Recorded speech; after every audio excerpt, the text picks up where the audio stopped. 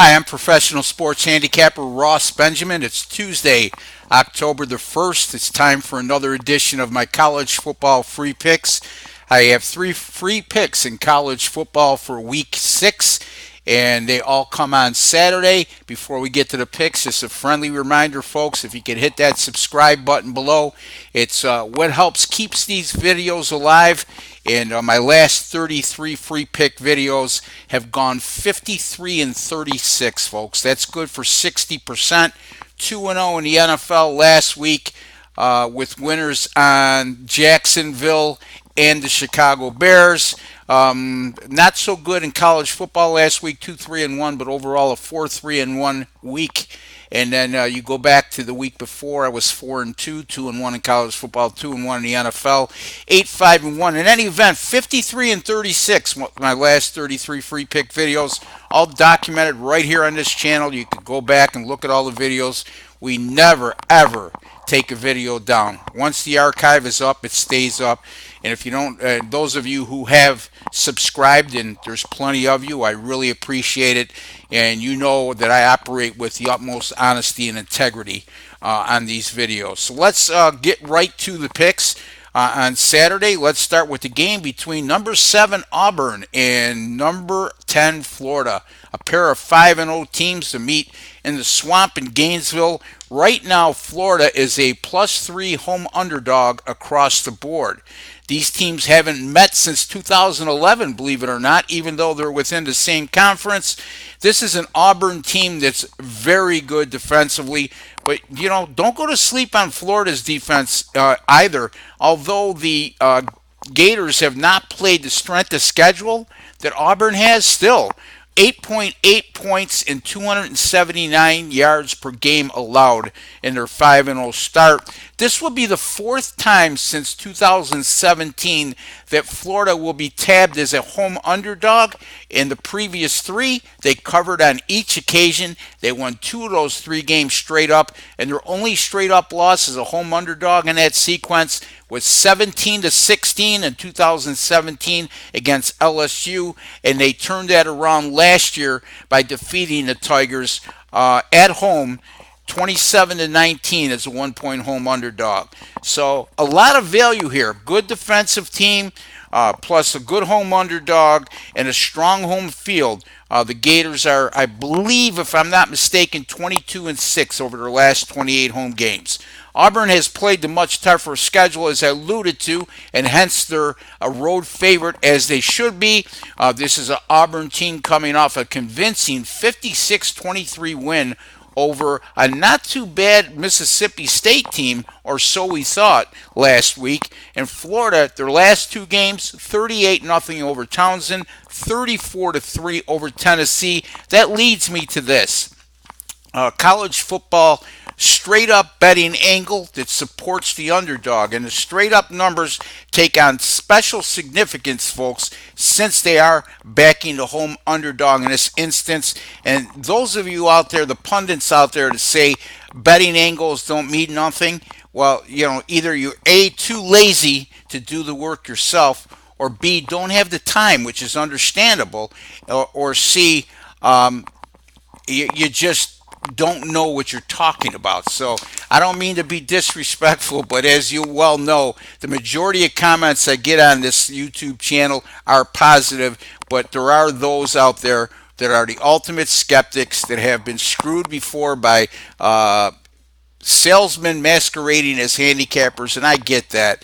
But after 2 months of putting these videos together successfully, you would hope that my word stand strong in that regard. So any home team in college football, now that I got off on a tangent, any home college football team that's coming off back wins by 28 or more points on each occasion, like Florida is, and they're facing an opponent like Auburn that scored 50 points or more in the previous game.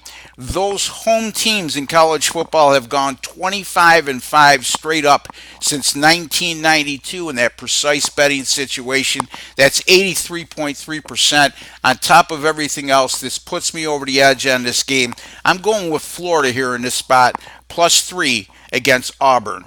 Next game, Tulane at Army, 12 noon Eastern Time start. Right now, I'm finding Army as high as a 3.5 point underdog. This is an Army team that's won 15 straight games at home, and that in itself, folks, as a home underdog, brings up a lot of betting value. You have a red hot team at home getting points, and Army, by the way, 3-1 this year. Their only loss coming at Michigan as a 21.5 point underdog. Army lost that game 24-21 in overtime, and they had an opportunity at the end of regulation and missed a field goal, which would have won the game. This is also an Army team, albeit beside Michigan, has played less than stellar competition, but their defense as well, 16.2 points and 287.7 yards per game thus far.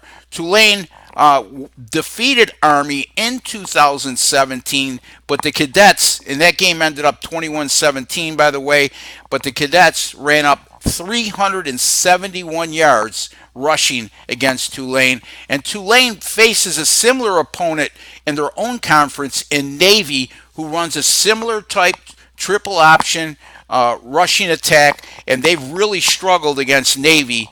As a matter of fact, 1-3 against the Middies since 2015, and their only win was last year, 29-28, in which they scored a 2-point conversion with less than a minute to play to win that game. On top of that, Tulane coming off a 38-31 win against the Houston Cougars last week.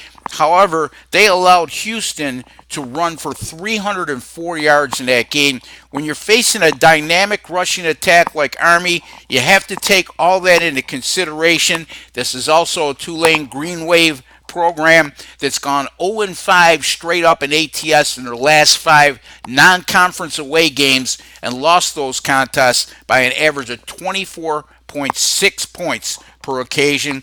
And let's not forget, this is an Army defense that's been adept at getting opponents to turn the ball over, especially in their last 3 games. Army has forced opponents to commit 10 turnovers. I'm going with the Army Cadets here, plus 3.5 over Tulane. Final game, speaking of Navy, Air Force at Navy, one of the games that will determine the Commander-in-Chief's trophy. Navy right now is a 2.5 point underdog across the sportsbook landscape. Air Force 3-1 thus far, but you know what? They're a -4 turnover differential, and something tells me turnovers, whoever wins the turnover battle in this game will come out on top. Navy gave undefeated Memphis all they can handle last week in a 35-23 road loss. The Middies actually led that game at one point 20-7, and their rush defense has been absolutely outstanding this year so far, as the Middies are holding opponents to around 84 yards rushing per game, and that include last week Memphis, who was really crushing opponents prior to meeting Navy when running the ball, only was able to garner 105 yards rushing against this Navy defense. Navy, again, Navy, strong home field, 25-4 straight up in their last 29 at home, while the Air Force Falcons 2-7 in their last 9 away games. Navy will be out to revenge a 35-7 loss at Air Force a season ago. This is also a Navy football program that's defeated Air Force in 7 of their last 8 meetings in Annapolis, and that includes each of their last 3. So I like the Navy Middies here, plus the 2.5. Buy it up to 3, folks. Always a good idea to buy up on a or buy down, whatever the case may be, on a key number. In this particular instance, a lot of games end up on 3. It's no sign of weakness. It's just smart sports wagering to buy up on a key number or buy down on a key number, depending on if you had the underdog or favorite. So Navy plus 2.5. Buy them up to 3. Remember, folks, the juice only counts when you lose. So, repeating it again, the Florida Gators plus 3 at home against Auburn. The Army Cadets plus 3.5 at home against Tulane. The Navy Midshipmen plus 2.5. Buy them up to 3 at home against Air Force. Those are your free selections for Saturday, October the 5th in college football. Again, folks, you can find my premium paid selections, which I release later in the week. Those are at rbwins.com, which is my personal website. That's rbwins.com, where you pay a little to make a lot.